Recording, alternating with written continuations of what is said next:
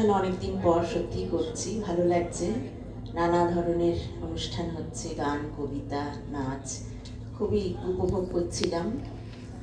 অনেক চেনা মানুষই আছে সামনে, তৃপ্তি আছো, ভালো লাগছে অনেকদিন পর সবাইকে দেখে। আমাদের পরিবেশনে দুটো গান, দুটোই ভিন্ন ধারার গান। একটি প্রথমে একটি শ্যামাসঙ্গীত এবং পরবর্তীকালে একটি পল্লীগীতি পরিবেশন করছি।